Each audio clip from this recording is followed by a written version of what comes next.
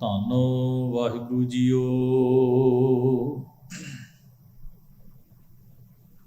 ਗੋਂਡ ਮੋਕੋ ਤਾਰ ਲੀ ਰਮਾ ਤਾਰ ਲੀ, ਮੈਂ ਅਜਾਨ ਜਾਨੋ ਤਰਬੀ ਨ ਜਾਨੋ। ਬਾਪ ਬੀਠੁਲਾ ਬਾਹਾਂ ਦੀ ਰਹਾ, ਨਰ ਤੇ ਸੁਰ ਹੋਏ ਜਾਤ ਨਿਮਖ ਮੈਂ। ਸਤਿਗੁਰ ਬੁੱਧ ਸਿਖਲਾਈ, ਨਰ ਤੇ ਉਪਜ ਸੁਰਗ ਕੋ ਜੀਤਿਓ। ਸੋ ਅਵਖਦ ਮੈਂ ਪਾਈ, ਜਹਾਂ ਜਹਾਂ ਤੂ ਨਾਰਦ ਟੇਕੇ। ਨੈਕ ਟਿਕਾਵੋ ਮੋਹੀ,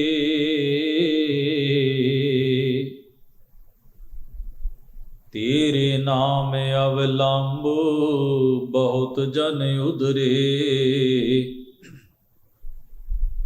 ਨਾਮੇ ਕੀ ਨਿਜ ਮਤ ਏ,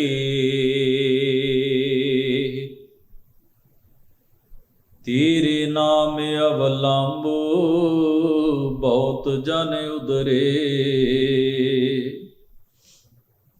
ਨਾਮੇ ਕੀ ਨਿਜ ਮਤ ਏ। ਵਾਹਿਗੁਰੂ ਜੀ ਕਾ ਖਾਲਸਾ, ਵਾਹਿਗੁਰੂ ਜੀ ਕੀ ਫਤਿਹ। ਪਰਮ ਸਨਮਾਨਯੋਗ ਗੁਰੂ ਸਵਾਰੀ ਸਾਧ ਸੰਗਤ ਜੀਓ, ਸਤਿਗੁਰੂ ਜੀ ਨੇ ਅਪਾਰ ਮਿਹਰ ਬਖਸ਼ਿਸ਼ ਕੀਤੀ ਹੈ। ਗੁਰੂ ਦਰਬਾਰ ਵਿੱਚ ਸੱਜ ਕੇ ਸਤਿਗੁਰਾਂ ਦੀ ਅੰਮ੍ਰਿਤਮਈ ਪਾਵਨ ਬਾਣੀ ਦੇ ਪਾਠ ਅਤੇ ਕੀਰਤਨ ਗੁਰੂ ਸਵਾਰਿਆਂ ਪਾਸੋਂ ਸਰਵਣ ਕਰਕੇ ਆਪ ਜੀ ਨੇ ਆਪਣੇ ਜੀਵਨ ਦੀਆਂ ਇਹਨਾਂ ਘੜੀਆਂ ਨੂੰ ਗੁਰਬਾਣੀ ਨਾਲ ਜੁੜ ਕੇ ਸਫਲਿਆਂ ਅਤੇ ਸਾਰਥਕ ਕਰਨ ਦਾ ਯਤਨ ਕੀਤਾ ਹੈ। ਭਗਤ ਨਾਮਦੇਵ ਸਾਹਿਬ ਮਹਾਰਾਜ ਦਾ ਉਚਾਰਨ ਕੀਤਾ ਹੋਇਆ ਪਾਵਨ ਸ਼ਬਦ, ਜੋ ਗੁਰੂ ਗ੍ਰੰਥ ਸਾਹਿਬ ਜੀ ਦੇ ਅੰਕ ਨੰਬਰ 873 ਅਤੇ 74 ਉੱਪਰ ਦਰਜ ਹੈ, ਆਪ ਜੀ ਨੇ ਪਾਠ ਦੇ ਰੂਪ ਵਿੱਚ ਸੁਣਿਆ ਹੈ। ਰਾਗ ਗੋਂਡ ਦੇ ਵਿੱਚ ਭਗਤ ਨਾਮਦੇਵ ਸਾਹਿਬ ਮਹਾਰਾਜ ਦਾ ਇਹ ਤੀਸਰਾ ਸ਼ਬਦ ਹੈ। ਇਸ ਰਾਗ ਦੇ ਅੰਦਰ ਕੁੱਲ 7 ਸ਼ਬਦ ਭਗਤ ਜੀ ਦੇ ਦਰਜ ਹਨ। ਪਹਿਲੇ ਘਰ ਵਿੱਚ 4 ਸ਼ਬਦ ਹਨ, ਦੂਜੇ ਘਰ ਵਿੱਚ 3 ਸ਼ਬਦ ਹਨ।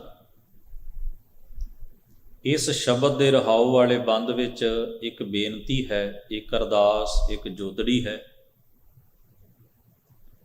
ਇਸ ਸੰਸਾਰ ਨੂੰ ਗੁਰਬਾਣੀ ਨੇ ਸਮੁੰਦਰ ਦੀ ਨਿਆਈ ਕਿਹਾ ਹੈ, ਸਾਗਰ ਲਿਖਿਆ ਹੈ। ਜਦੋਂ ਕੋਈ ਐਸਾ ਪ੍ਰਤੀਕ ਜਾਂ ਬਿੰਬ ਵਰਤਿਆ ਜਾਂਦਾ ਹੈ ਤੇ ਉਸ ਦੇ ਪਿੱਛੇ, ਪ੍ਰਤੀਕ ਵਰਤਣ ਦੇ ਪਿੱਛੇ ਜਾਂ ਉਸ ਬਿੰਬ ਨੂੰ ਵਰਤਣ ਦੇ ਪਿੱਛੇ ਕੋਈ ਗੱਲ ਕਹਿਣ ਦੇ ਅੰਦਰੂਨੀ ਕੁਝ ਭਾਵ ਹੁੰਦੇ ਹਨ ਕਿ ਕੋਈ ਗੱਲ ਕਿਉਂ ਕਹੀ ਜਾਂਦੀ ਹੈ। ਜਦੋਂ ਅਸੀਂ ਕਿਸੇ ਚੀਜ਼ ਨੂੰ ਖੂਬਸੂਰਤ ਕਰਕੇ ਦੱਸਣਾ ਹੋਵੇ ਤੇ ਅਸੀਂ ਉਹੋ ਜਿਹੀ ਉਦਾਹਰਣ ਲਵਾਂਗੇ।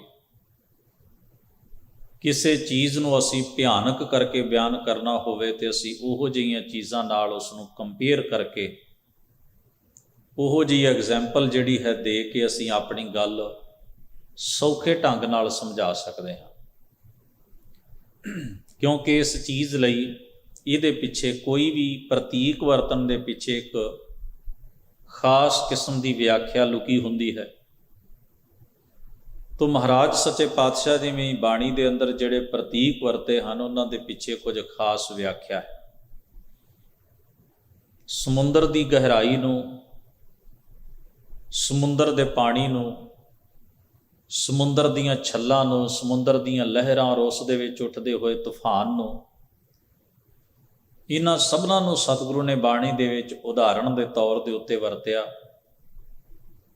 ਕਿਤੇ ਹਜ਼ੂਰ ਨੇ ਇਹ ਵੀ ਕਿਹਾ ਵੀ ਤੁਸੀਂ ਕਿਆਸ ਕਰਕੇ ਵੇਖੋ, ਸਮੁੰਦਰ ਦੇ ਉੱਤੇ ਇੱਕ ਬੇੜਾ ਤਰ ਰਿਹਾ ਹੈ, ਆਲੇ ਦੁਆਲੇ ਤੂਫਾਨ ਆ ਜਾਂਦਾ ਹੈ, ਪਾਣੀ ਦੀ ਘੁੰਮਣ ਘੇਰੀ ਬਣਨੀ ਸ਼ੁਰੂ ਹੋ ਜਾਂਦੀ ਹੈ, ਬੇੜੇ ਦੇ ਚਾਲਕ ਜਿਹੜੇ ਹਨ ਉਹ ਬੇਵੱਸ ਹੋ ਜਾਂਦੇ ਹਨ। ਉਹਨਾਂ ਦਾ ਹੁਨਰ, ਉਹਨਾਂ ਦੀ ਕਲਾ ਵੀ ਉਸ ਸਮੁੰਦਰੀ ਤੂਫਾਨ ਔਰ ਉਹਦੇ ਵਿੱਚ ਪੈਂਦੀਆਂ ਘੁੰਮਣ ਘੇਰੀਆਂ ਦੇ ਸਾਹਮਣੇ ਹੀਣ ਅਤੇ ਤੁੱਛ ਹੋ ਜਾਂਦੀ ਹੈ। ਉਸ ਵੇਲੇ ਉਹ ਕਾਮਨਾ ਕਰਦੇ ਹਨ ਕਿ ਅਸੀਂ ਇਸ ਖਤਰੇ ਦੇ ਵਿੱਚੋਂ ਕਿਸੇ ਨਾ ਕਿਸੇ ਤਰੀਕੇ ਨਾਲ ਬਾਹਰ ਨਿਕਲ ਜਾਈਏ।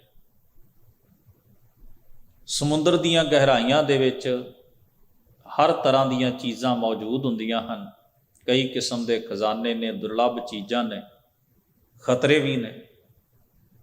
ਸਮੁੰਦਰ ਨੂੰ ਵਿਸ਼ਾਲਤਾ ਦਾ ਪ੍ਰਤੀਕ ਵੀ ਮੰਨਿਆ ਜਾਂਦਾ ਹੈ ਵੀ ਇਤਨੀ ਵਿਸ਼ਾਲ ਚੀਜ਼ ਜਿਹੜੀ ਮਨੁੱਖ ਦੀ ਤਾਕਤ ਦੇ ਘੇਰੇ ਵਿੱਚ ਨਹੀਂ ਆਉਂਦੀ। ਇਸ ਤੋਂ ਇਲਾਵਾ ਹਜ਼ੂਰ ਨੇ ਇੱਕ ਹੋਰ ਪ੍ਰਤੀਕ ਵੀ ਵਰਤਿਆ ਵੀ ਤੁਸੀਂ ਇਸ ਤਰ੍ਹਾਂ ਇਮੈਜਿਨ ਕਰੋ ਵੀ ਇੱਕ ਬੇੜਾ ਪਾਣੀ ਦੇ ਉੱਤੇ ਤਰ ਰਿਹਾ ਹੈ ਤੇ ਉਸ ਬੇੜੇ ਦੇ ਵਿੱਚ ਛੇਕ ਹਨ। ਉਸ ਬੇੜੇ ਦੇ ਵਿੱਚ ਪਾਣੀ ਭਰਦਾ ਜਾ ਰਿਹਾ ਹੈ। ਬੇੜਾ ਬੜਾ ਪੁਰਾਣਾ ਹੈ ਤੇ ਉਸ ਵਿੱਚ ਭਾਰ ਬਹੁਤਾ ਹੈ। ਮੰਨ ਲਓ ਜਿਵੇਂ ਪੱਥਰ ਲੱਦ ਲਏ ਹੋਣ। ਐਸਾ ਬੇੜਾ ਜਿਹੜਾ ਉਹ ਕਿਵੇਂ ਪਾਰ ਲੱਗੇਗਾ, ਕਿਵੇਂ ਦੂਜੇ ਕਿਨਾਰੇ ਤੇ ਜਾਏਗਾ, ਕਿਵੇਂ ਆਪਣੀ ਮੰਜ਼ਿਲ ਤੱਕ ਪਹੁੰਚੇਗਾ? ਉਸ ਦੇ ਡੁੱਬਣ ਦੇ ਖਤਰੇ ਵਧੇਰੇ ਹੋਣਗੇ। ਕਬੀਰ ਬੇੜਾ ਜਰਜਰਾ ਫੂਟੇ ਛੇਕ ਹਜ਼ਾਰ, ਹਰੂਏ ਹਰੂਏ ਤਿਰ ਗਏ ਡੂਬੇ ਜਿਨ ਸਿਰ ਪਾਰ। ਕਿਤੇ ਹਜ਼ੂਰ ਆਖਦੇ ਹਨ ਇਹ ਬੇੜੀ ਜਿਹੜੀ ਹੈ ਇਹ ਪਾਪ ਨਾਲ ਭਰੀ ਹੈ। ਇਹ ਉਵੇਂ ਜਿਵੇਂ ਕੋਈ ਪੱਥਰਾਂ ਨਾਲ ਬੇੜੀ ਲੱਦ ਲੈ, ਪਾਪ ਪੱਥਰ ਤਰਣ ਨਾ ਜਾਏ। ਤਾਂ ਬਹੁਤ ਸਾਰੇ ਐਸੇ ਪ੍ਰਤੀਕ ਸ਼੍ਰੀ ਹਜ਼ੂਰ ਨੇ ਸਮਗਰ ਸਮੁੱਚੀ ਗੁਰਬਾਣੀ ਦੇ ਵਿੱਚ ਥਾਂ ਪੁਰ ਥਾਂ ਵੱਖ-ਵੱਖ ਪਹਿਲੂ ਬਿਆਨ ਕਰਨ ਵਾਸਤੇ ਵਰਤੇ ਹਨ। ਜਿਵੇਂ ਸਮੁੰਦਰੀ ਸਫ਼ਰ ਦੇ ਵਿੱਚ ਤੂਫਾਨ ਦੀਆਂ, ਉੱਚੀਆਂ ਲਹਿਰਾਂ ਦੀਆਂ, ਜਵਾਰ ਭਾਟਿਆਂ ਦੀਆਂ ਹੋਰ ਬਹੁਤ ਸਾਰੀਆਂ ਪੇਚੀਦਗੀਆਂ ਹੁੰਦੀਆਂ ਹਨ, ਮੁਸ਼ਕਲਾਂ ਹੁੰਦੀਆਂ ਨੇ ਸਫ਼ਰ ਦੇ ਅੰਦਰ। ਵੈਸੇ ਤੇ ਦੁਨੀਆ ਦਾ ਕੋਈ ਵੀ ਸਫ਼ਰ ਨਹੀਂ ਜਿਹੜਾ ਕਿਸੇ ਪੇਚੀਦਗੀ ਤੋਂ, ਕਿਸੇ ਮੁਸ਼ਕਲ ਤੋਂ ਰਹਿਤ ਹੋਵੇ। ਸਤਿਗੁਰੂ ਨੇ ਇਸ ਸੰਸਾਰ ਨੂੰ ਵੀ ਸਮੁੰਦਰ ਇਸ ਕਰਕੇ ਲਿਖਿਆ ਹੈ ਵੀ ਇਹਦੇ ਵਿੱਚ ਸਾਡਾ ਜਿਹੜਾ ਜੀਵਨ ਸਫ਼ਰ ਹੈ ਉਹ ਵੀ ਮੁਸ਼ਕਲਾਂ ਵਿੱਚ ਹੀ ਹੁੰਦਾ ਹੈ। ਉਹਦੇ ਵਿੱਚ ਵੀ ਉਲਝਣਾਂ ਹੁੰਦੀਆਂ ਨੇ, ਉਹਦੇ ਵਿੱਚ ਵੀ ਪੇਚੀਦਗੀਆਂ ਹੁੰਦੀਆਂ ਨੇ, ਉਹਦੇ ਵਿੱਚ ਵੀ ਖਤਰੇ ਹੁੰਦੇ। ਸੰਸਾਰ ਦਾ ਕਿਹੜਾ ਐਸਾ ਜੀਵਨ ਹੈ ਜਿਹੜਾ ਕਿਸੇ ਕਿਸਮ ਦੀ ਵੀ ਉਲਝਣ ਤੋਂ, ਪੇਚੀਦਗੀ ਤੋਂ, ਮੁਸ਼ਕਲ ਤੋਂ, ਕਿਸੇ ਵੀ ਤਰ੍ਹਾਂ ਦੀ ਟਰਬਲ ਤੋਂ, ਕਿਸੇ ਵੀ ਤਰ੍ਹਾਂ ਦੇ ਖਤਰੇ ਤੋਂ ਰਹਿਤ ਹੋਵੇ? ਕੋਈ ਨਹੀਂ। ਸਾਡੇ ਅੰਦਰ ਹਮੇਸ਼ਾ ਹੀ ਖਤਰਿਆਂ ਦੇ ਪ੍ਰਤੀ ਇੱਕ ਡਰ ਬਣਿਆ ਰਹਿੰਦਾ। ਤੁਸੀਂ ਹਮੇਸ਼ਾ ਕਦੇ ਸੋਚ ਕੇ ਵੇਖਣਾ, ਅਸੀਂ ਫਿਜ਼ੀਕਲੀ ਤੰਦਰੁਸਤ ਹੋਈਏ, ਕੰਮਕਾਰ ਚੰਗਾ ਚੱਲਦਾ ਹੋਵੇ, ਕਿਸੇ ਸਾਧਨ ਦੀ ਘਾਟ ਨਾ ਹੋਵੇ, ਤਾਂ ਵੀ ਸਾਡੇ ਅੰਦਰ ਇੱਕ ਡਰ ਹੈ। ਉਹ ਡਰ ਕਾਹਦਾ ਹੈ? ਜਦੋਂ ਅਸੀਂ ਆਲੇ ਦੁਆਲੇ ਵੱਲ ਝਾਤ ਮਾਰਦੇ ਹਾਂ, ਕਿਸੇ ਦਾ ਕੰਮ ਡਾਊਨ ਹੋ ਜਾਏ, ਵਪਾਰ ਘਟ ਜਾਏ, ਸਾਨੂੰ ਵੀ ਡਰ ਜਿਹਾ ਸਤਾਉਣ ਲੱਗਦਾ ਵੀ ਕਿਤੇ ਇਹ ਪ੍ਰੋਬਲਮ ਸਾਡੇ ਤੇ ਸਾਨੂੰ ਨਾ ਫੇਸ ਕਰਨੀ ਪੈ ਜਾਏ। ਕਿਸੇ ਬਿਮਾਰ ਦਾ ਪਤਾ ਲੈਂਦੇ ਹੋ, ਕਦੇ ਜੀ ਦੇ ਵਿੱਚ ਇਹ ਖਿਆਲ ਜ਼ਰੂਰ ਆਉਂਦਾ ਵੀ ਕਿਤੇ ਮੇਰੀ ਇਹ ਹਾਲਤ ਨਾ ਹੋਵੇ। ਦੁਨੀਆ ਦੀਆਂ ਘਟਨਾਵਾਂ ਜਿਸ ਵੇਲੇ ਆਪਾਂ ਸੁਣਦੇ ਹਾਂ ਤੇ ਇੱਕ ਡਰ ਜਿਹੜਾ ਉਹਨੂੰ ਅਸੀਂ ਇਮੈਜਨ ਕਰਦੇ ਹਾਂ ਵੀ ਕਿਤੇ ਇਸ ਖਤਰੇ ਤੇ, ਇਸ ਮੁਸ਼ਕਲ ਨਾਲ ਸਾਨੂੰ ਦੋ ਚਾਰ ਨਾ ਹੋਣਾ ਪਵੇ।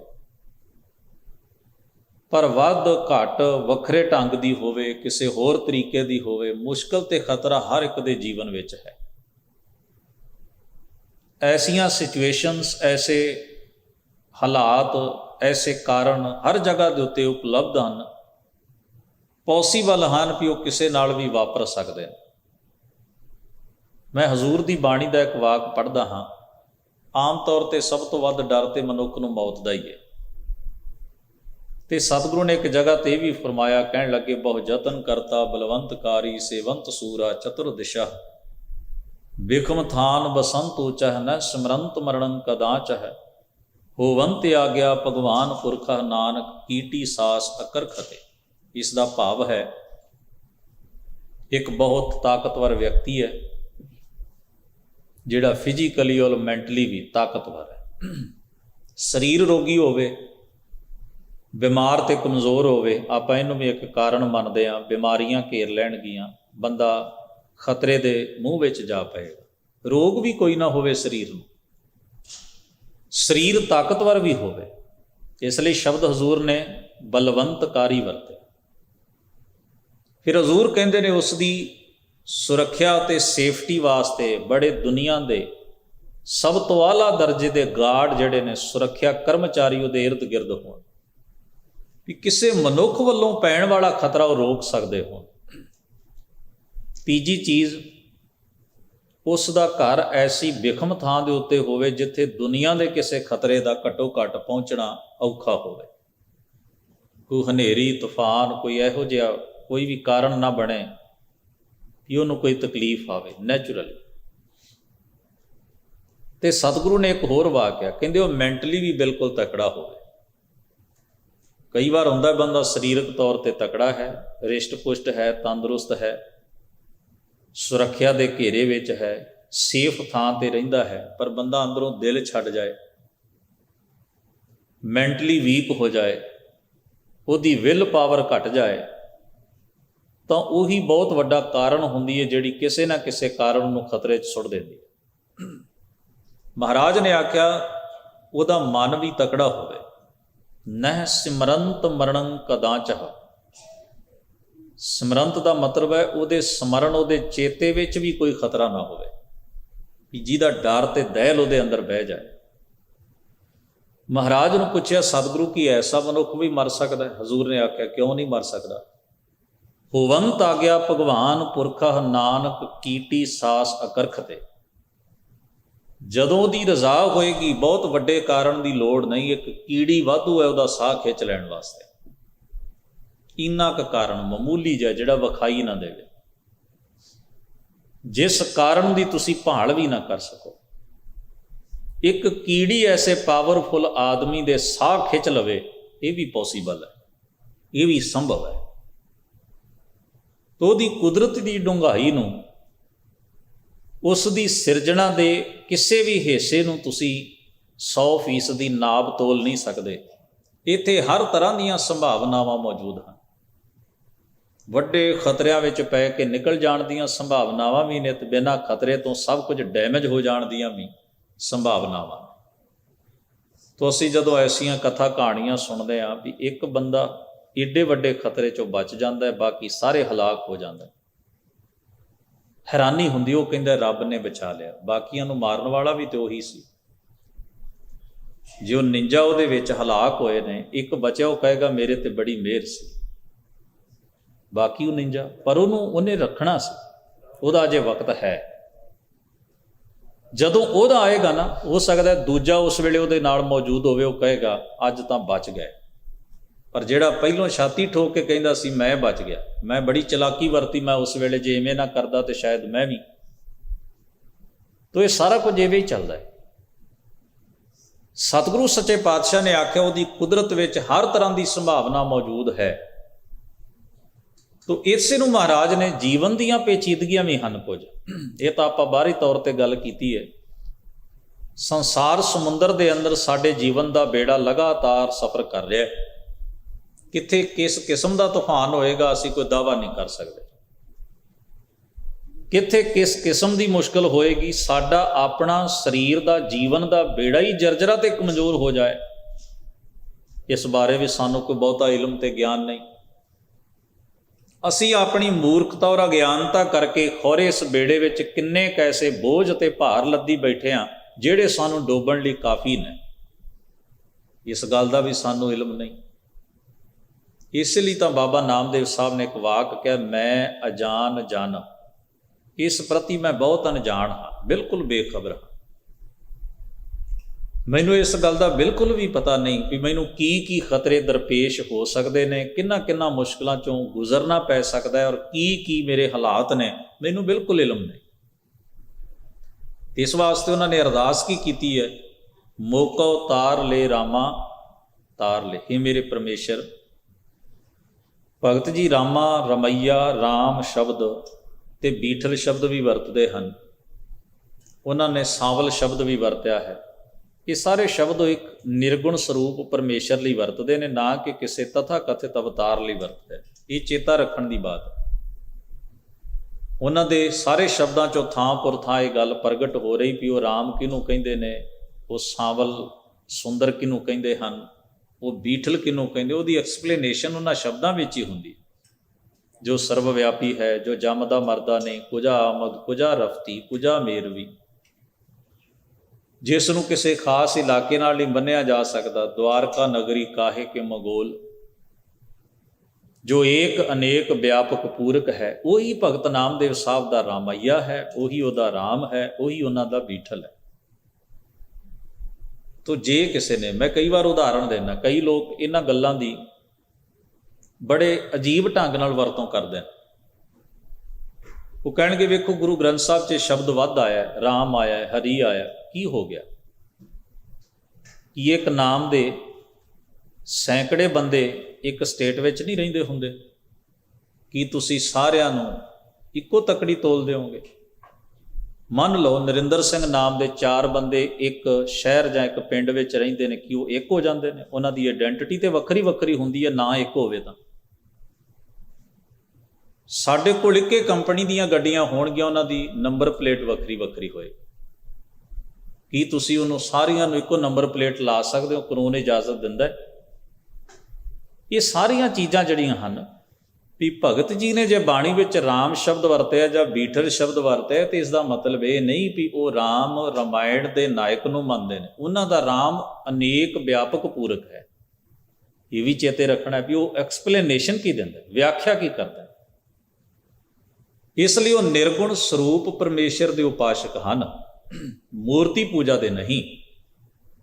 ਨਾ ਹੀ ਉਹ ਕਿਸੇ ਸਰੀਰ ਧਾਰੀ ਨੂੰ ਰੱਬ ਮੰਨਦੇ ਹਨ। ਹਾਂ, ਕੋਈ ਆਪਣੇ ਕਰਨੀ ਕਰਕੇ ਮਹਾਨ ਵਿਅਕਤੀ ਹੈ, ਉਹਦਾ ਉਹਦੇ ਹਿਸਾਬ ਨਾਲ ਸਤਿਕਾਰ ਬਣਦਾ, ਪਰ ਕਿਸੇ ਮਨੁੱਖ ਨੂੰ ਰੱਬ ਮੰਨਣ ਦੀ ਬਾਣੀ ਦੇ ਵਿੱਚ ਕਿਸੇ ਵੀ ਕਿਸਮ ਦੀ ਕੋਈ ਧਾਰਨਾ ਜਾਂ ਹਮਾਇਤ ਜਾਂ ਹਦਾਇਤ ਨਹੀਂ ਹੈ। ਤੋ ਸਤਿਗੁਰੂ ਮਹਾਰਾਜ ਨੇ ਇੱਥੇ ਬਖਸ਼ਿਸ਼ ਕੀਤੀ, ਕਹਿੰਦੇ ਮੈਂ ਅਜਾਨ ਜਨ ਤਰਬੇ ਨਾ ਜਾਣੋ। ਮੈਂ ਅਣਜਾਣ ਬੇਸਮਝ ਜਨ ਹਾਂ, ਵਿਅਕਤੀ ਹਾਂ। ਮੈਨੂੰ ਨਹੀਂ ਪਤਾ ਇਹ ਸੰਸਾਰ ਭਵਜਲ ਨੂੰ ਕਿਵੇਂ ਤਰਿਆ ਜਾ ਸਕਦਾ ਹੈ। ਇੱਥੇ ਕਦੇ ਕਾਮ ਦੇ ਉਛਾਲੇ ਹਨ, ਕਦੇ ਕ੍ਰੋਧ ਦੇ ਉਛਾਲੇ ਹਨ, ਕਦੇ ਲੋਭ ਆ ਘੇਰਾ ਪਾਉਂਦਾ ਹੈ, ਕਦੇ ਮੋਹ ਵਸ ਹੋ ਕੇ ਜੀਵਨ ਦੇ ਮਾਰਗ ਤੋਂ ਥਿੜਕਦਾ ਹੈ। ਸਰੀਰ ਦੇ ਇਸ ਬੇੜੇ ਦੇ ਉੱਤੇ ਅਣਗਿਣਤ ਕਿਸਮ ਦੇ ਬੋਝ ਬੰਦੇ ਨੇ ਲੱਦ ਲਏ ਨੇ, ਜਿਹੜੇ ਇਹਨੂੰ ਡੋਬਣ ਲਈ ਤਿਆਰ ਰਹਿੰਦੇ ਹਨ। ਪਾਪ ਕਰ ਕਰਕੇ ਅਸੀਂ ਮਨ ਇਸ ਬੇੜੇ ਨੂੰ ਪੱਥਰਾਂ ਨਾਲ ਭਰ ਰਿਹਾ। ਤੋ ਇਸ ਦਸ਼ਾ ਦੇ ਵਿੱਚੋਂ ਕਿਵੇਂ ਉੱਭਰਾਂ ਮੈਂ, ਮੈਨੂੰ ਇਸ ਗੱਲ ਦੀ ਸਮਝ ਨਹੀਂ ਪਈ। ਤੋ ਜਿੱਥੇ ਮੇਰੀ ਤਾਕਤ ਤੇ ਮੇਰੀ ਸਮਰੱਥਾ ਜਵਾਬ ਦਿੰਦੀ ਹੈ, ਮੇਰੇ ਮਾਲਕ ਮੈਂ ਉੱਥੇ ਤੈਨੂੰ ਯਾਦ ਕਰਦਾ ਕਿ ਤੂੰ ਹੀ ਹੈ, ਕੇਵਲ ਤੂੰ ਹੀ ਹੈ ਜਿਹੜਾ ਮੈਨੂੰ ਇਸ ਉਲਝਵੀਂ ਸਿਚੁਏਸ਼ਨ ਦੇ ਵਿੱਚੋਂ, ਇਸ ਮੰਦੇ ਹਾਲਾਤਾਂ ਦੇ ਵਿੱਚੋਂ ਕੱਢ ਸਕਦਾ। ਮੈਂ ਅਜਾਨ ਜਨ ਤਰਬੇ ਨਾ ਜਾਣੋ, ਬਾਪ ਬੀਠਲਾ ਬਾਂਹ ਦੇ। ਕੋਈ ਡੁੱਬਦਾ ਹੋਵੇ ਤੇ ਕੋਈ ਉਹਦੀ ਆ ਕੇ ਬਾਂਹ ਫੜ ਲੈ, ਇਸ ਤੋਂ ਵੱਡਾ ਸਹਾਰਾ ਹੋਰ ਕੀ ਹੋ ਸਕਦਾ। ਇਸ ਵਾਸਤੇ ਆਪਣਾ ਹੱਥ ਫੜਾ, ਆਪਣੀ ਬਾਂਹ ਫੜਾ, ਜਾਨੀ ਕਿ ਸਹਾਰਾ ਦੇ, ਤਾਂ ਕਿ ਮੈਂ ਡੁੱਬਦਾ ਹੋਇਆ ਜੀਵ ਵੀ ਬਚ ਸਕਾਂ। ਇੱਕ ਜਗ੍ਹਾ ਤੇ ਉਹਨਾਂ ਨੇ ਇਹ ਵੀ ਕਿਹਾ ਹੈ, ਲੋਭ ਲੈ ਰਿਅਤ ਨੀਜਰ ਬਾਜੈ, ਕਾਇਆ ਡੂਬੈ ਕੇਸਵਾ, ਸੰਸਾਰ ਸਮੁੰਦੇ ਤਾਰ ਗੋਬਿੰਦੇ, ਤਾਰ ਲੈ ਬਾਪ ਬੀਠਲਾ। ਤੋ ਸਤਿਗੁਰੂ ਮਹਾਰਾਜ ਅਗਲੇ ਬੰਦ ਵਿੱਚ ਬਖਸ਼ਿਸ਼ ਕਰਦੇ ਹਨ, ਕਹਿੰਦੇ ਨੇ ਨਰ ਤੇ ਸੁਰ ਹੋਏ ਜਾਤ ਨਿਮਖ ਮੈਂ, ਸਤਿਗੁਰ ਬੁੱਧ ਸਿਖਲਾਈ। ਜਦੋਂ ਮੈਂ ਇਹ ਬੇਨਤੀ ਕਰਦਾ ਹਾਂ, ਜਦੋਂ ਮੈਂ ਇਹ ਅਰਦਾਸ ਕਰਦਾ ਹਾਂ, ਅਰਦਾਸ ਦਰਅਸਲ ਸਮਰਪਣ ਹੈ। ਆਪਣੇ ਹਾਲਾਤ ਨੂੰ ਸਨਮੁਖ ਰੱਖਦਿਆਂ, ਇੱਕ ਵੱਡੀ ਤਾਕਤ, ਇੱਕ ਪਰਮੇਸ਼ਰ ਦਾ ਆਸਰਾ ਤੱਕਦਿਆਂ, ਆਪਣੇ ਅੰਦਰ ਇੱਕ ਊਰਜਾ ਪੈਦਾ ਕਰਨ ਦਾ ਸਾਧਨ ਹੈ ਅਰਦਾਸ। ਇਹ ਕੋਈ ਕਰਮ ਕਾਂਡ ਨਹੀਂ ਜੋ ਗੁਰਬਾਣੀ 'ਚ ਅਰਦਾਸ ਦੱਸੀ ਗਈ। ਤੋ ਸਤਿਗੁਰੂ ਮਹਾਰਾਜ ਨੇ ਇੱਥੇ ਫਰਮਾਇਆ, ਕਹਿੰਦੇ ਨਰ ਤੇ ਸੁਰ ਹੋਏ ਜਾਤ ਨਿਮਖ ਮੈਂ ਸਤਿਗੁਰ ਬੁੱਧ ਸਿਖਲਾਈ। ਸਤਿਗੁਰੂ ਨੇ ਐਸੀ ਮੱਤ ਮੈਨੂੰ ਸਿਖਾਈ ਹੈ, ਐਸੀ ਮੱਤ ਦਿੱਤੀ, ਐਸੀ ਬੁੱਧ ਮੈਨੂੰ ਬਖਸ਼ੀ, ਐਸੀ ਉੱਚੀ ਸੁਰਤ ਬਖਸ਼ੀ, ਐਸੀ ਅੰਦਰ ਜਾਗਰਤੀ ਆਪਣੇ ਉਪਦੇਸ਼ ਨਾਲ ਮੇਰੇ ਪੈਦਾ ਕਰ ਦਿੱਤੀ। ਨਰ ਤੇ ਸੁਰ ਹੋਏ ਜਾਤ ਨਿਮਖ। ਨਿਮਖ ਦਾ ਮਤਲਬ ਹੁੰਦਾ ਹੈ ਅੱਖ ਝਮਕਣ ਜਿੰਨੇ ਸਮੇਂ ਵਿੱਚ ਮੈਂ ਸਧਾਰਨ ਮਨੁੱਖ ਤੋਂ, ਸੁਰ ਦਾ ਮਤਲਬ ਹੁੰਦਾ ਹੈ ਦੈਵੀ ਗੁਣਾਂ ਵਾਲਾ ਮਨੁੱਖ। ਆਪਾਂ ਇੱਕ ਵਾਕ ਪੜ੍ਹਦੇ ਹਾਂ ਆਸਾ ਦੀ ਵਾਰ ਵਿੱਚ, ਜਿਨ ਮਾਨਸ ਤੇ ਦੇਵਤੇ ਕੀਏ। ਜਦੋਂ ਦੇਵਤੇ ਸ਼ਬਦ ਆਉਂਦਾ ਨਾ, ਸਾਡਾ ਸਾਰਿਆਂ ਦਾ ਧਿਆਨ ਉਹ ਟੀਵੀ ਵਿੱਚ ਵੇਖੇ ਸੀਰੀਅਲ ਵੱਲ ਜ਼ਰੂਰ ਜਾਂਦਾ ਹੈ, ਜਿੱਥੇ ਇੰਦਰ ਤਖਤ ਉੱਤੇ ਬੈਠਾ, ਅਪਸਰਾਂ ਉਹਦੇ ਸਾਹਮਣੇ ਨੱਚ ਰਹੀਆਂ ਨੇ, ਦੋ ਚਾਰ ਉਹਨੂੰ ਪੱਖੇ ਝੱਲੇ ਜਾ ਰਹੇ ਨੇ, ਸੋਨੇ ਦੇ ਸਿੰਘਾਸਣ ਤੇ ਅਤੇ ਔਰ ਬਾਕੀ ਜਿੰਨੇ ਵੀ ਦੇਵਤੇ ਨੇ ਉਹ ਵੱਖਰੀਆਂ ਵੱਖਰੀਆਂ ਚੇਅਰਸ ਦੇ ਉੱਤੇ, ਕੁਰਸੀਆਂ ਤੇ ਬੈਠੇ ਨੇ। ਉਹਨੂੰ ਖਬਰ ਹੁੰਦੀ ਹੈ ਵੀ ਧਰਤੀ ਦੇ ਉੱਤੇ ਕੋਈ ਬੰਦਾ ਨਾ ਬੰਦਗੀ ਤਪੱਸਿਆ ਕਰ ਰਿਹਾ ਹੈ, ਉਹਦਾ ਸਿੰਘਾਸਣ ਡੋਲਦਾ ਹੈ। ਯਾਨੀ ਕਿ ਕਿਸੇ ਦੀ ਭਗਤੀ ਇੰਨੀ ਉੱਚੀ ਹੋ ਜਾਂਦੀ ਹੈ ਵੀ ਇੰਦਰ ਦੇ ਰਾਜ ਨੂੰ ਖਤਰਾ ਪੈਂਦਾ ਹੈ। ਉਹ ਉਸੇ ਵੇਲੇ ਆਪਣੇ ਦੇਵਤਿਆਂ ਨੂੰ ਹੁਕਮ ਕਰਦਾ ਵੀ ਜਾਓ ਉਹਦਾ ਧਿਆਨ ਭੰਗ ਕਰੋ। ਜਿਨ੍ਹਾਂ ਨੇ ਸੀਰੀਅਲ ਬਣਾਏ ਉਹਨਾਂ ਐਵੇਂ ਨਹੀਂ ਬਣਾਏ, ਇਹ ਪੁਰਾਣਾ ਦੇ ਵਿੱਚ ਕਥਾਵਾਂ ਲਿਖੀਆਂ ਹੋਈਆਂ, ਉਹਨਾਂ ਤੋਂ ਉਹਨਾਂ ਨੇ ਆਈਡੀਆ ਲੈ ਕੇ ਉਹਨਾਂ ਨੂੰ ਬੜੇ ਰੰਗੀਨ ਢੰਗ ਦੇ ਨਾਲ ਪਰਦੇ ਦੇ ਉੱਤੇ ਫਿਲਮਾਇਆ ਹੈ। ਸੱਚਮੁੱਚ ਹੀ ਐਸੀਆਂ ਕਥਾ ਕਹਾਣੀਆਂ ਪੁਰਾਣਾ ਵਿੱਚ ਦਰਜ ਨੇ। ਔਰ ਉੱਥੇ ਇਹ ਵੀ ਦੱਸਿਆ ਗਿਆ ਵੀ ਇੰਦਰ ਰਾਜਾ ਜਿਹੜਾ ਹੈ ਉਹ ਸ਼ਰਾਬ ਵੀ ਪੀਂਦਾ ਹੈ, ਵਿਭਚਾਰੀ ਵੀ ਹੈ। ਹੁਣ ਜੇ ਕੋਈ ਆ ਕੇ ਆਖੇ ਸਤਿਗੁਰੂ ਮੈਨੂੰ ਉਸ ਦੇਵਤੇ ਵਰਗਾ ਬਣਾਓ, ਤੇ ਉਹਦੇ ਲਈ ਕਿਸੇ ਅਰਦਾਸ ਦੀ ਲੋੜ ਨਹੀਂ, ਤੁਸੀਂ ਪੱਬ ਕਲੱਬ ਜਾਓ ਤੇ ਵੈਸੇ ਹੀ ਇੰਦਰ ਵਰਗੇ ਹੋ ਜਾਓ। ਕੀ ਦੁਨੀਆ 'ਚ ਜਿਹੜੇ ਲੋਕ ਸ਼ਰਾਬ ਪੀਂਦੇ ਨੇ, ਵਿਭਚਾਰੀ ਹਨ, ਝੂਠ ਬੋਲਦੇ ਹਨ, ਸੱਚੇ ਬੰਦੇ ਨੂੰ ਬਾਰ-ਬਾਰ ਭਟਕਾਉਣ ਦੀ ਕੋਸ਼ਿਸ਼ ਕਰਦੇ ਹਨ, ਜੇ ਆਪਾਂ ਉਹਦੇ ਵਰਗੇ ਹੀ ਬਣਨਾ ਤਾਂ ਉਹਦੇ ਲਈ ਅਰਦਾਸ ਕਰਨ ਦੀ ਕੀ ਲੋੜ ਹੈ? ਕਿਸੇ ਵੀ ਵਿਗੜੇ ਬੰਦੇ ਕੋਲ 4 ਦਿਨ ਬੈਠੋ, ਸਾਰੀ ਸਿਖਲਾਈ ਤੁਹਾਨੂੰ ਫ੍ਰੀ 'ਚ ਦੇਵੇਗਾ। ਵੈਸੇ ਵੀ ਚੰਗੀ ਗੱਲ ਸਿੱਖਣੀ ਔਖੀ ਹੁੰਦੀ ਹੈ ਤੇ ਮਾੜੀ ਸਿੱਖਣੀ ਬਹੁਤ ਸੌਖੀ ਹੁੰਦੀ ਹੈ। ਇੱਥੇ ਉਸ ਦੇਵਤੇ ਦੀ ਕੋਈ ਵੈਲਿਊ ਨਹੀਂ ਹੈ ਗੁਰਬਾਣੀ ਦੇ ਅੰਦਰ। ਇੱਥੇ ਤੇ ਹਜ਼ੂਰ ਨੇ ਉਹਦੀ ਉਦਾਹਰਣ ਦਿੱਤੀ ਹੈ, ਗੌਤਮ ਤਪਾ ਅਹਿਲਿਆ ਇਸਤਰੀ ਤਿਸ ਦੇਖ ਇੰਦਰ ਲੁਭਾਇਆ ਸਹਿਸ ਸਰੀਰ ਚਿਹਨ ਪਗ ਹੋਏ ਤਾਮਨ ਪਛੋਤਾਇਆ ਕੋਈ ਜਾਣ ਨਾ ਭੂਲੇ ਭਾਈ ਸੋ ਬੂਝੈ ਜਿਸ ਆਪ ਬੁਝਾਏ।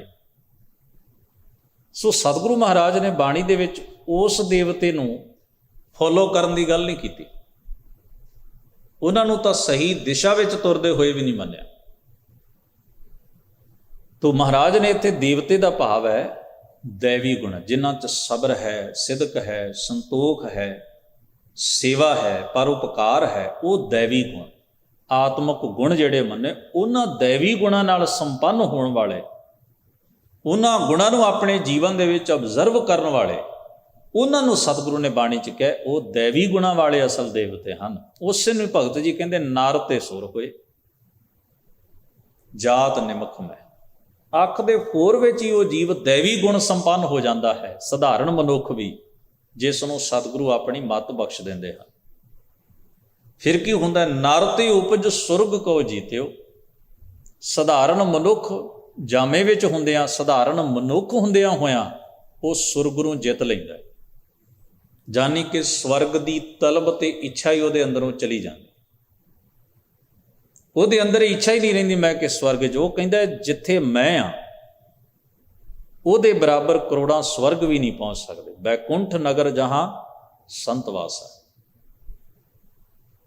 ਉਹਦੇ ਵਾਸਤੇ ਕਿਸੇ ਖਾਸ ਜਗ੍ਹਾ ਦੇ ਉੱਤੇ ਚਲੇ ਜਾਣਾ, ਕਿਸੇ ਖਾਸ ਐਸੀ ਜਗ੍ਹਾ ਜਿੱਥੇ ਬਹੁਤ ਸੁੱਖ ਸਹੂਲਤਾਂ ਇੰਦਰ ਰਾਜੇ ਦੇ ਦਰਬਾਰ ਵਰਗੀਆਂ ਤਥਾ ਕਥਿਤ ਜੋ ਹੈ,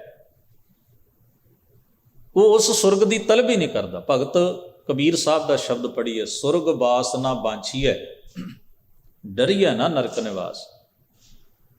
ਉਹ ਕਹਿੰਦੇ ਨੇ ਕਿਉਂਕਿ ਸਵਰਗ ਦੀ ਜਿਹੜੀ ਵਿਆਖਿਆ ਕੀਤੀ ਹੈ ਨਾ ਪੁਰਾਣ 'ਚ, ਬੜੀ ਲੁਭਾਉਣੀ, ਬੜੀ ਸ਼ਾਨਦਾਰ ਤੇ ਖੂਬਸੂਰਤ। ਜਿੰਨੀਆਂ ਸਹੂਲਤਾਂ ਲਿਖਣ ਵਾਲੇ ਨੂੰ ਪਤਾ ਸੀ ਨਾ ਵੀ ਇੰਨੀਆਂ ਹੈਗੀਆਂ ਨੇ, ਸਾਰੀਆਂ ਉਹਨੇ ਲਿਖੀਆਂ। ਤੇ ਨਰਕ ਦੀ ਐਕਸਪਲੇਨੇਸ਼ਨ ਦੇਣ ਵਾਲੇ ਨੇ ਗਰੜ ਪੁਰਾਣ ਵਿੱਚ ਜਿੰਨੇ ਵੀ ਉਹ ਡਰਾਉਣੇ ਦ੍ਰਿਸ਼ ਚਿੱਤਰ ਸਕਦਾ ਸੀ ਵੀ ਕੀ ਤਕਲੀਫ ਬੰਦੇ ਦੇ ਨੂੰ ਦਿੱਤੀ ਜਾ ਸਕਦੀ, ਜਿੰਨੇ ਉਹਦੇ ਦਿਮਾਗ ਸੀ ਉਹਨੇ ਸਾਰੀਆਂ ਲਿਖੀਆਂ। ਜਦੋਂ ਬੰਦਾ ਦੋਵਾਂ ਨੂੰ ਪੜ੍ਹੇਗਾ ਨਾ ਰਲਾ ਕੇ, ਉਹਦਾ ਪਲੜਾ ਹਮੇਸ਼ਾ ਸਵਰਗ ਵਾਲੀ ਗੱਲ 'ਚ ਹੀ ਜਾਏਗਾ, ਹਮੇਸ਼ਾ। ਇਸ ਵਾਸਤੇ ਸਤਿਗੁਰੂ ਮਹਾਰਾਜ ਨੇ ਜਿਹੜਾ ਸੁਰਗ ਬਾਣੀ ਦੇ ਵਿੱਚ ਦੱਸਿਆ, ਉਹ ਉਸ ਸੁਰਗ ਦੀ ਕਲਪਨਾ ਹੀ ਨਹੀਂ ਕੀਤੀ। ਉਹ ਸੁਰਗ ਨੂੰ ਕੀ ਕਿਹਾ? ਸੁਰਗ ਬਾਸ ਨਾ ਬਾਂਛੀਆ, ਮੈਂ ਸੁਰਗ ਦਾ ਵਾਸਤਾ ਚਾਹੁੰਦਾ ਹੀ ਨਹੀਂ, ਤੇ ਨਾ ਮੈਂ ਨਰਕ ਤੋਂ ਡਰਦਾ। ਹੋਣਾ ਹੈ ਸੋ ਹੋਈ ਹੈ, ਮਨੇ ਨਾ ਕੀਜੈ ਆਸ, ਰਮਈਆ ਗੁਣ ਗਾਈਐ ਜਾਂ ਤੇ ਪਾਈਐ ਪਰਮ ਨਿਧਾਨ। ਤੋ ਸਤਿਗੁਰੂ ਦੀ ਬਾਣੀ ਨੇ ਸਵਰਗ ਇੱਕ ਆਤਮਕ ਅਵਸਥਾ ਨੂੰ ਹੀ ਕਿਹਾ ਵੀ ਇਹੀ ਅਸਲ ਸਵਰਗ ਹੈ, ਜਦੋਂ ਤੁਹਾਡੀ ਸੁਰਤ ਟਿਕਾ ਵਿੱਚ ਹੈ, ਤੁਸੀਂ ਪਰਮੇਸ਼ਰ ਦੀ ਰਜ਼ਾ ਵਿੱਚ ਰਾਜ਼ੀ ਹੋ, ਤੁਹਾਡਾ ਅੰਦਰ ਸੰਤੁਸ਼ਟ ਹੈ।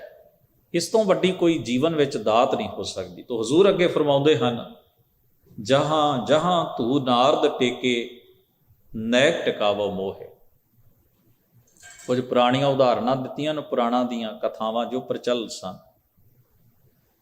ਰਾਮ ਜਪੋ ਜੀ ਐਸੇ ਐਸੇ, ਧਰੂ ਪ੍ਰਹਿਲਾਦ ਜਪਿਓ ਹਰ ਜੈਸੇ। ਕੁਝ ਪ੍ਰਤੀਕ ਨੇ ਜਿਹੜੇ ਨਾਇਕ ਬਣ ਗਏ, ਕੁਝ ਖਲਨਾਇਕ ਬਣ ਗਏ। ਨਾਇਕ ਕੌਣ ਹੈ? ਧਰੂ। ਨਾਇਕ ਹੈ ਪ੍ਰਹਿਲਾਦ। ਧਰੂ ਦਾ ਪਿਤਾ ਵੀ ਨਾਇਕਾਂ ਦੀ ਗਿਣਤੀ ਵਿੱਚ ਨਹੀਂ ਆਉਂਦਾ, ਤੇ ਪ੍ਰਹਿਲਾਦ ਦਾ ਪਿਤਾ ਵੀ ਨਾਇਕਾਂ ਦੀ ਗਿਣਤੀ ਵਿੱਚ ਨਹੀਂ ਆਉਂਦਾ। ਦੋਵੇਂ ਖਲਨਾਇਕਾਂ ਦੀ ਕਤਾਰ ਵਿੱਚ ਆਉਂਦੇ।